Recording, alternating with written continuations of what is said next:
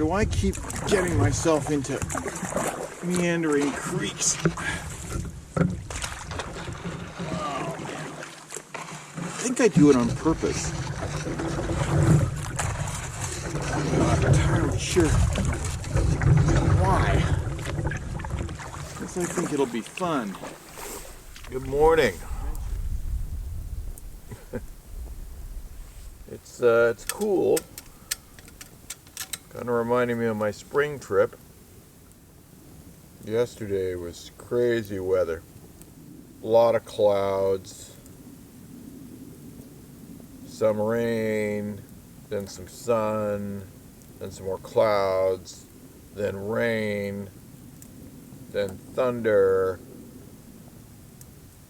then rain, then sun. Just back and forth and all over. And just when I thought it was cleared up, I came into camp here, got everything all set up, and was cooking my dinner, and finished cooking dinner, and I was getting pretty tired by that point, and I was hungry. And just at that point was when it started raining again. Fortunately, it didn't last very long, and it was fairly light rain. So it wasn't that big a deal. So we'll see what today brings. I do have this gargantuan portage to do. A 35-65. My eyes don't deceive me. Some paddling before, some paddling after. It's gonna, if I have to double carry that, which I'm thinking I probably do, that's gonna be probably at least 3 hours.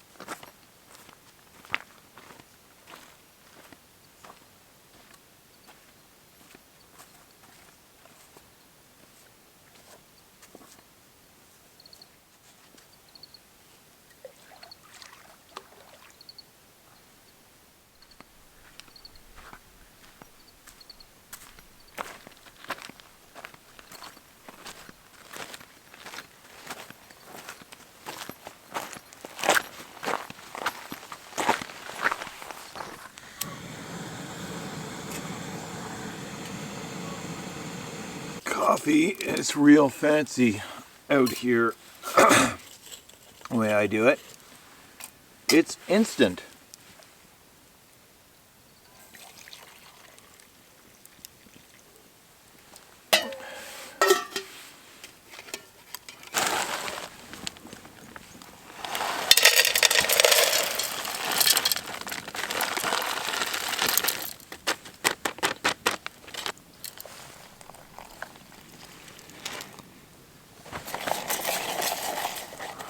Yum.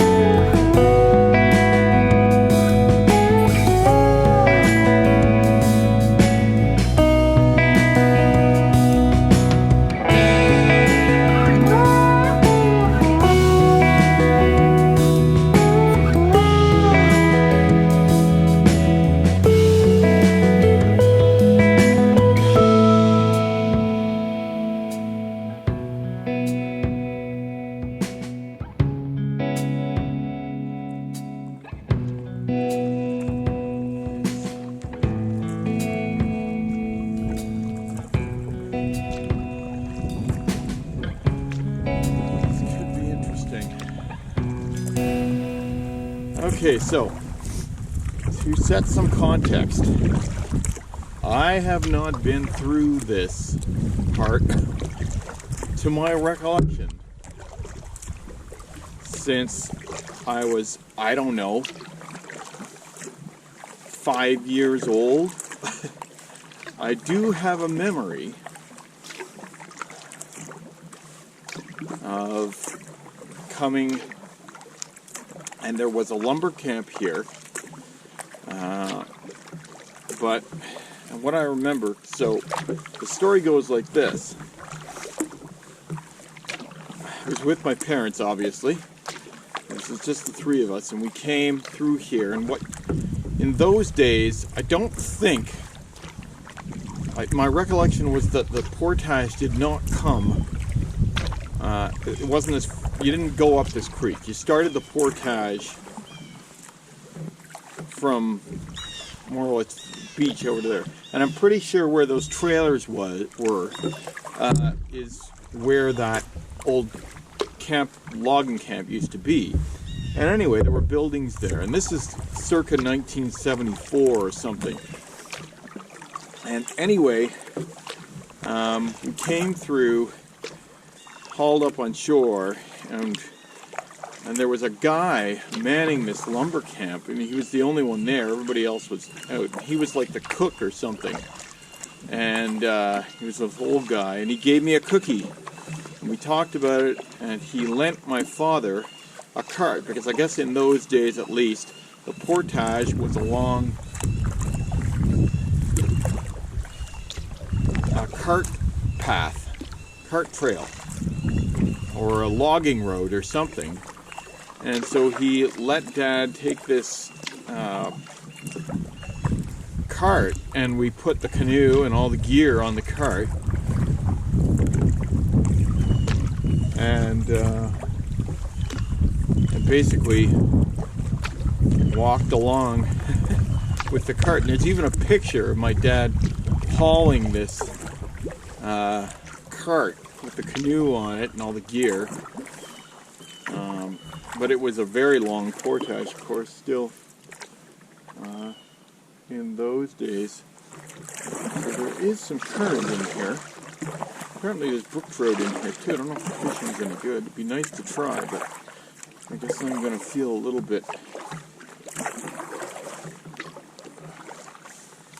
anxious to keep going. If I get past, most of the creek is on the other side of the portage, so if I get past the portage,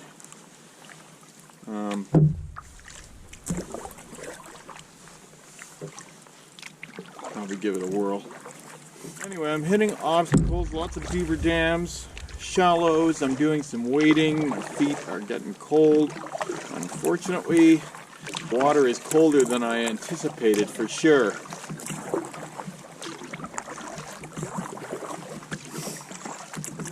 the air temperature is not super warm either, so it's to be honest, I won't be sorry to see the portage come along here.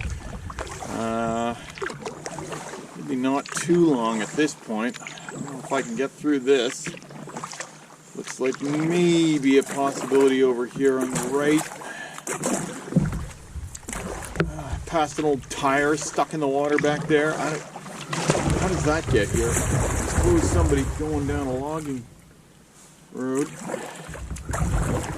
Anyway. Oh, man. Well.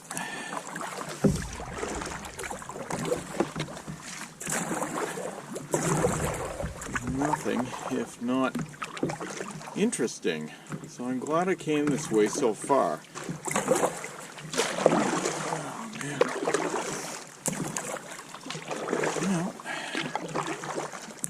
Well, interesting. Look at this tire sitting here.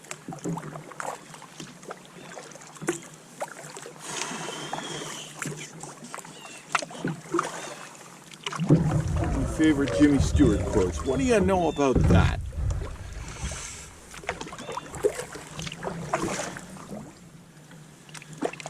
This is looking pretty shallow here. Time now. This current is much more pronounced than I had anticipated for sure. Thought the hard part of the day was going to be the portage. It may in fact be paddling this creek.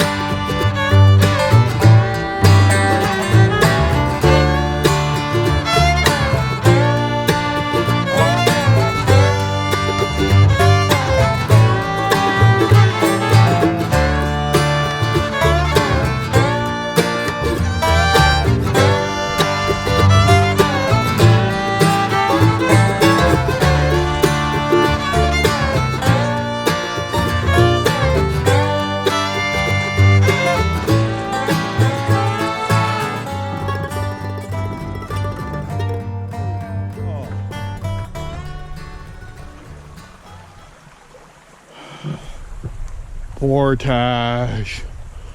Thank you. I don't even care that I gotta climb this little mini cliff thing. So I've gone about 1,200 meters. This battery's about to die too. Looks like the portage keeps going on the other side of that road. And I stopped to relieve myself. And back here, look what I found. Look at these little boxes. I don't know what these are about at all, but they're right off the portage. There's 3 of them here that I can see.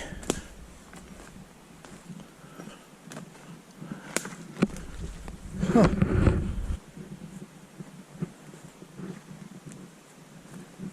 I'd be interested to know actually what the story is on those. Anyway, okay, I'm gonna get something to drink here and then I'm gonna carry on. Here we are, And the portage, it is 1:18. I still got to go back for my, oh good lord, that's a campsite over there. Anyway, I still got to go back for my second load for the pack. It's about 1,000 meters back. So that'll take, say, about 30 minutes or so. So I'm doing a little better than I thought. I don't know if you can see it there. There is a campsite over there, a campsite marker. I can't imagine that ever gets used. There's no water access. Anyway, this is, you know, a lot of this portage seemed to follow an old logging road. Like the majority of this portage was just straight and flat and very easy.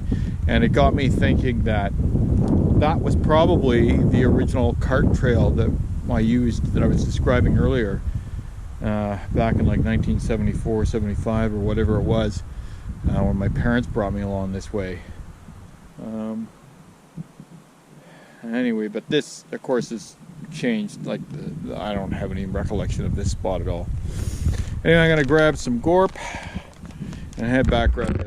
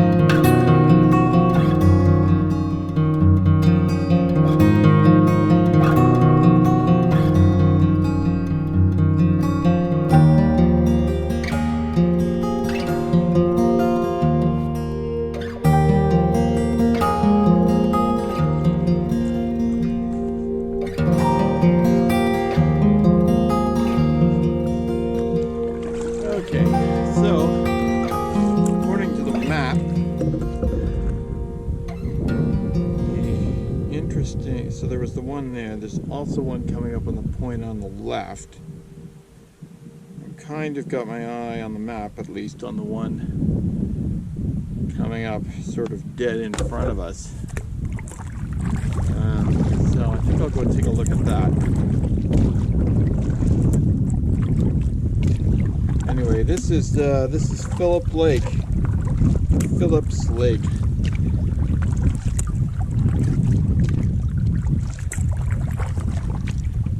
And I think it's right about 5 o'clock.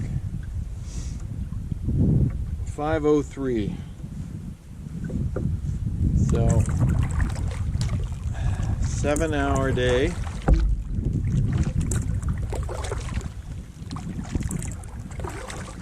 Including time to get to the site. So unfortunately you missed the bear. Well,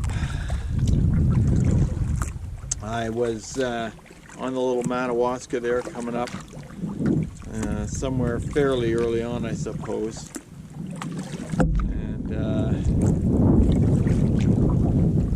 And I spooked something as I came around a corner.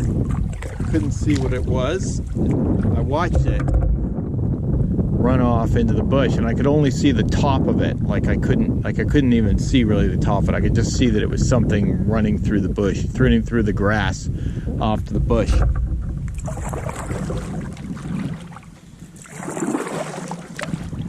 Anyway, I kept coming along, and I pretty much knew right away, actually, even though I couldn't see it, I knew that it was a bear. Just something about the way that it was moving, and I did catch a flash of it as it went into the grasses. But then as it got over to the tree line, it turned around and stood up on its hind legs and looked at me. So I got a full front of his face. That was really cool. Unfortunately, there was no time to try to get it on camera.